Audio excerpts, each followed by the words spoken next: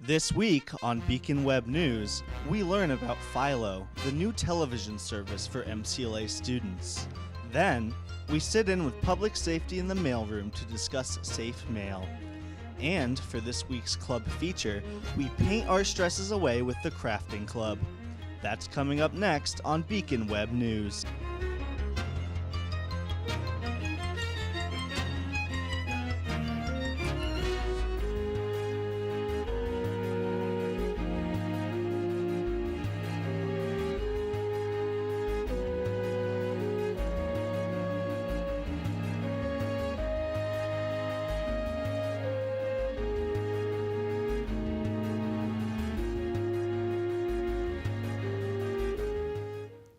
Hello and welcome to the October 10th episode of Beacon Web News.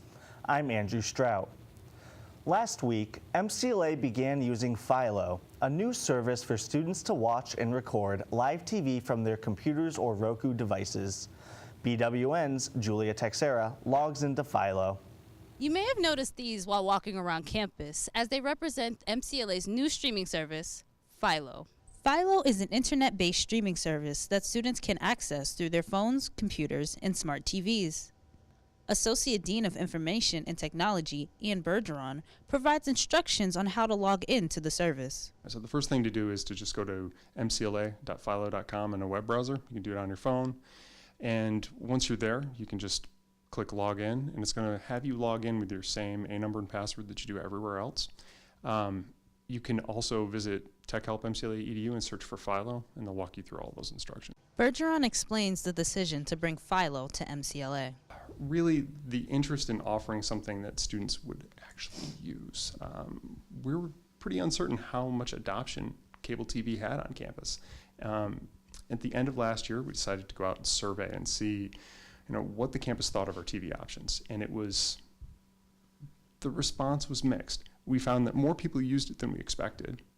We had about 200 respondents, but every single one of them said that they also used streaming TV and that their method of choice for accessing entertainment content was streaming. So we thought we really need to move towards something like that.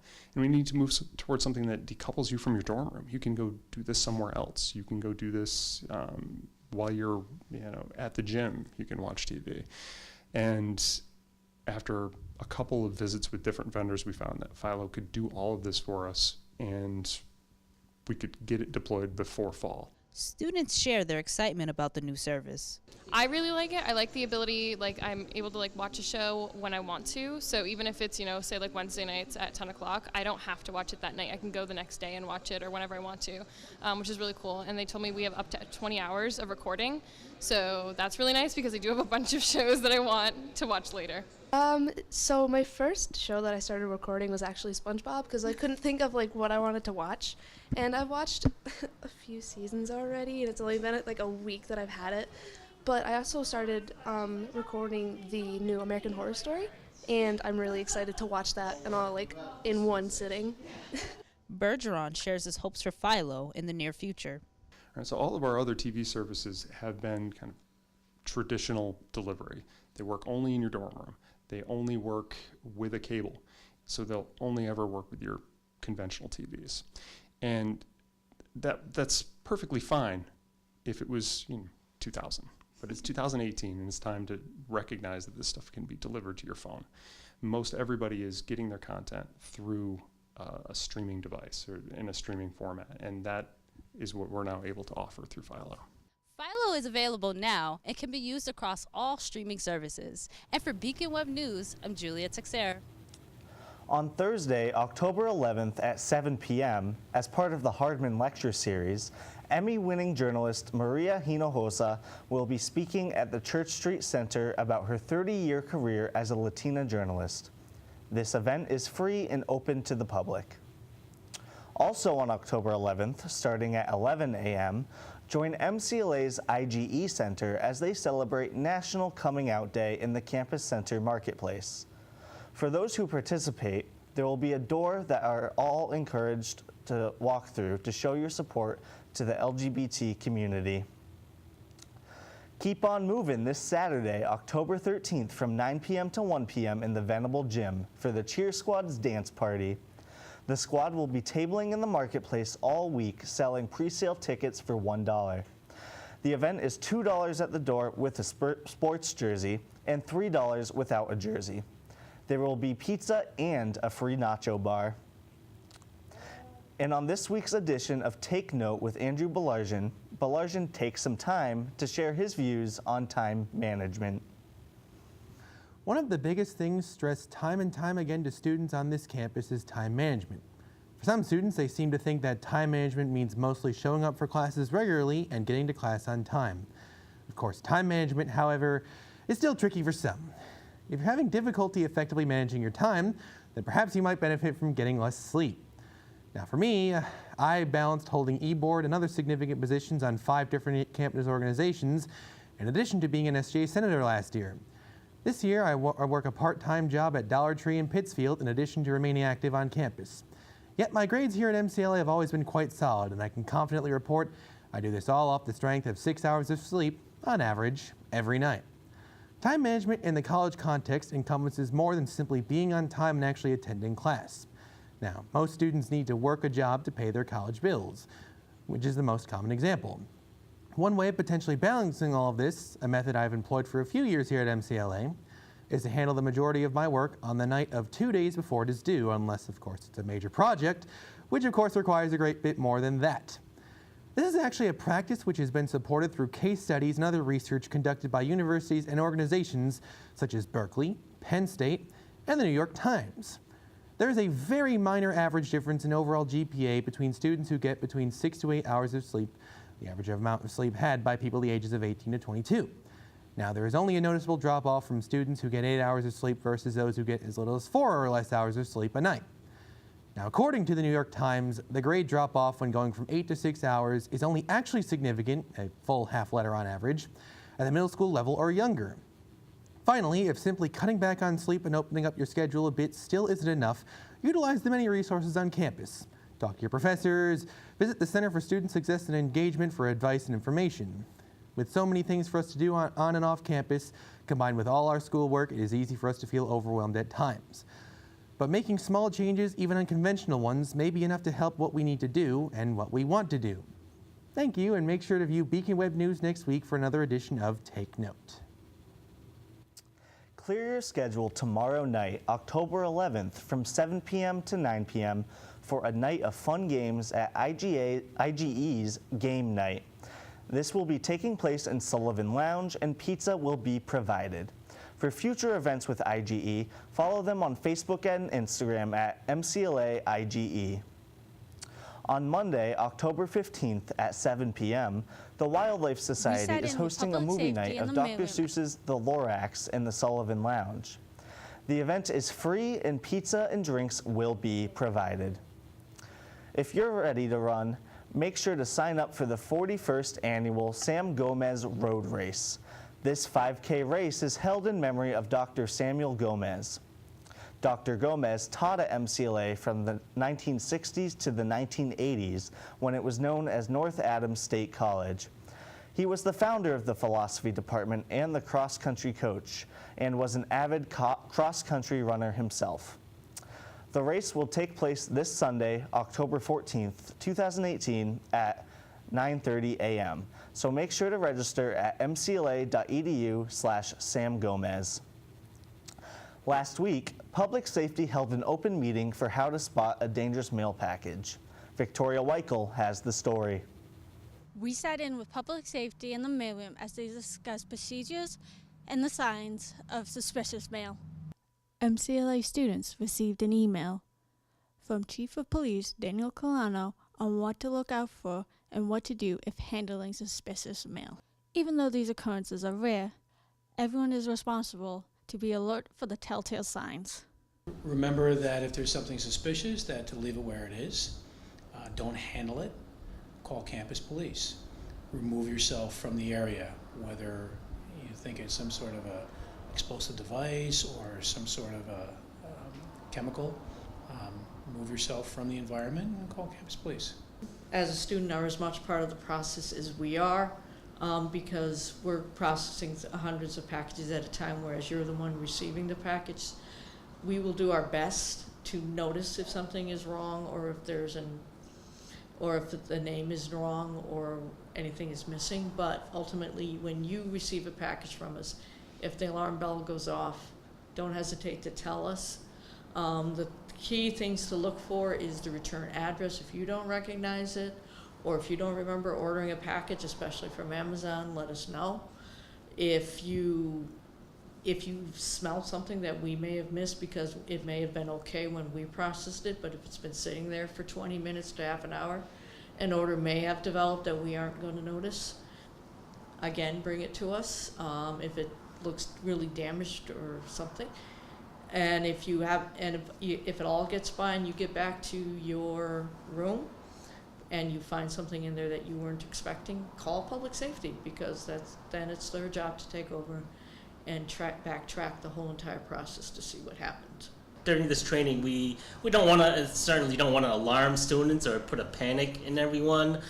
We just want to make people aware of the things can arise on occasion, and just look out for things that look out of the ordinary, things of that nature. A lot of it, like we talk about, is common sense, and if you see or smell or notice something irregular, just bring it to someone's attention. So we just, like I said, we don't want to panic anyone by any means, and we just want to make people aware of things can arise. Things do happen on occasion. So If you believe you received a suspicious item, remain calm and call public safety.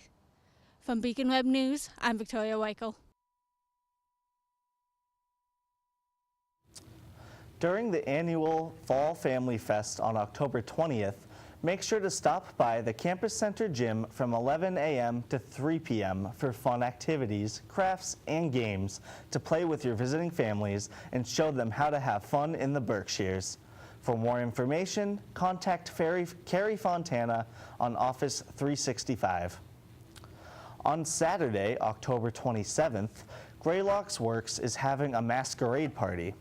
Attendees must be at least 21 and are encouraged to come with their IDs, Halloween spirit, and costumes. The party starts at 8, and the best costumes will be rewarded with prizes. Music will be provided by DJ BFG and Mikazawa. The first 150 tickets will be $25, the second set of tickets will be $30, and the third $35. For more information, visit graylocksworks.com/dance. Now, let's check in with Karina Matera for a quick update on local high school and MCLA sports teams.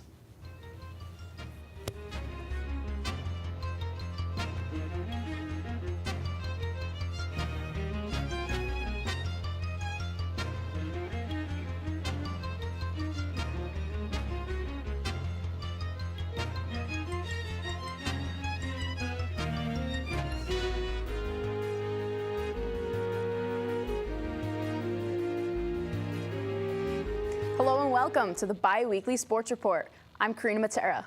This past week, some of our local high school soccer teams played games on their home turf. So let's dive in.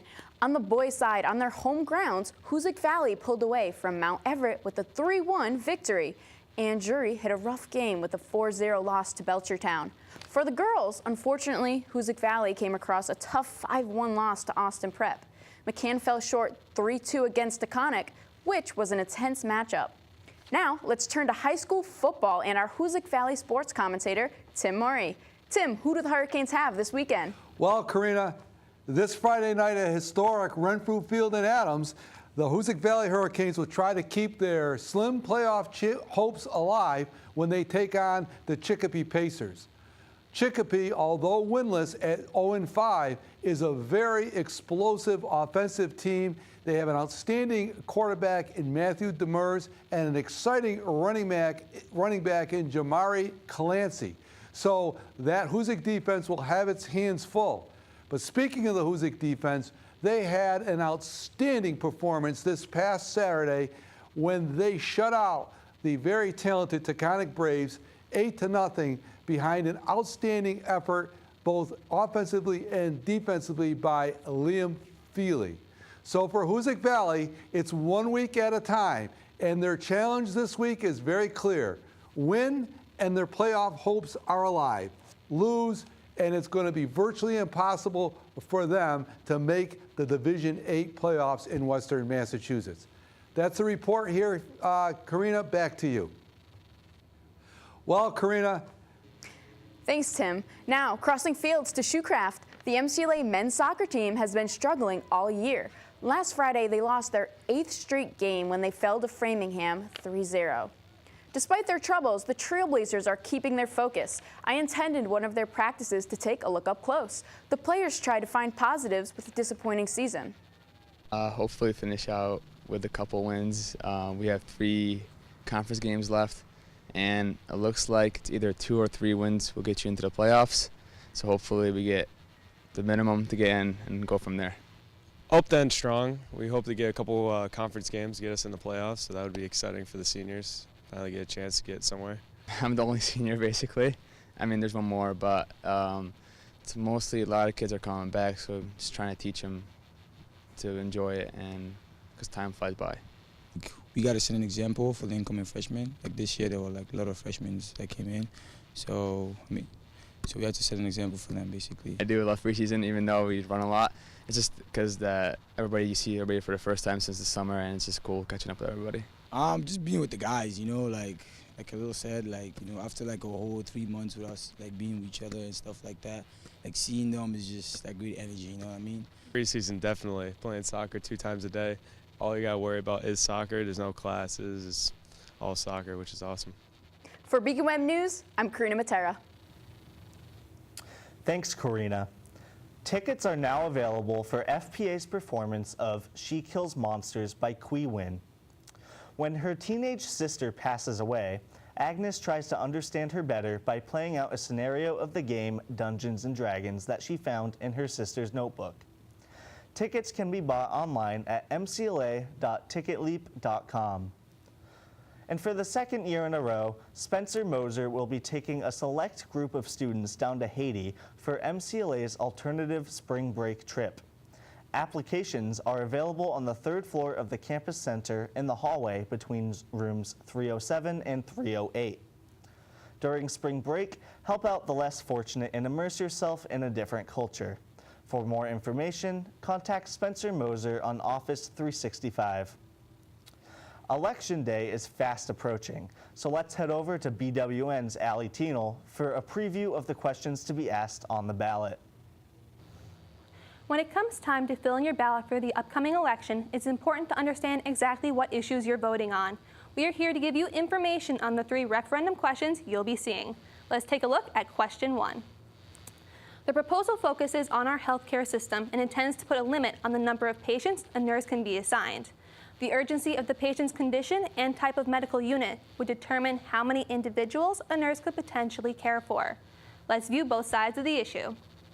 On the one hand, it would ease the heavy workload some nurses face when they have many patients, which proponents claim detracts from the overall quality of patient care.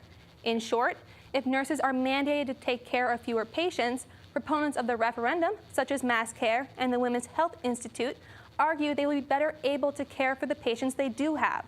Opponents of the measure, however, like the Emergency Nurses Association and Academy of Medical Surgical Nurses, say the wait times in emergency rooms could increase because there would not be enough nurses. Although there are exceptions for nurses taking on more patients, in general, each violation could cost hospitals up to $25,000. Furthermore, opponents claim that if the measure passes, the initiative will cost the healthcare system $900 million annually and $1.31 billion in the first year alone. Moving on to question 2, how a corporation should be defined. This initiative seeks to create a commission of 15 members looking to propose an amendment to the U.S. Constitution that will assert that corporations do not possess the same constitutional rights as human beings. Any Massachusetts state resident who is also a U.S. citizen would be eligible for appointment. Along with recommending amendments, reports would also be published detailing political and election spending for the state, along with the legalities the state holds to regulate corporations. With that in mind, Citizens United, a Supreme Court case, would be on the chopping block should this proposal be passed. A yes vote would establish this commission. Lastly, question 3 would add gender identity to the list of prohibited grounds for discrimination in public places. This measure would allow individuals to enter restrooms based on their own perception of their gender, whether that matches their birth sex or not. Furthermore, it prevents any signage that is considered discriminatory to be posted by an owner or manager. Opponents of the provision, like the Massachusetts Family Institute, claim that the implementation of this bill could directly affect the safety of women and children, as people could abuse the new policy. On the other hand, proponents such as the Boston Red Sox and Facebook argue that it is necessary to cease harassment and to provide an environment that is safe and comfortable for all. Come November 6th, remember to use your voice and vote. For Beacon Web News, I'm Allie Tienel. Thanks, Allie. Speaking of the election, make sure to stop by the Women's Center table in the marketplace from now until October 15th to register to vote. The Women's Center will be tabling from 11 a.m. to 2 p.m. to help students register to vote so their voices can be heard during Election Day on November 6th. On Thursday, October 25th at 11:30 a.m., Professor Papa and Professor Balin are hosting a grad school information session. This session aims to clear up confusion about how to enter grad school and to help students learn if a grad school program is right for them. This event is in Mark Hopkins Room 110 and is open to all English communications majors. Volunteer for Boo Bash on October 29th from 6 p.m. to 9 p.m. to help the children of North This Adams week have fun. on Beacon Web News. Play games, entertain guests, and aid in trick-or-treating at Berkshire Towers for a spooky good time. Reach out to Brendan Cody on Office 365 by Wednesday, October 24th to get involved. That's it for this week. To stay up to date on BWN, make sure to check out our Facebook page. Thank you for watching, and we will see you next week.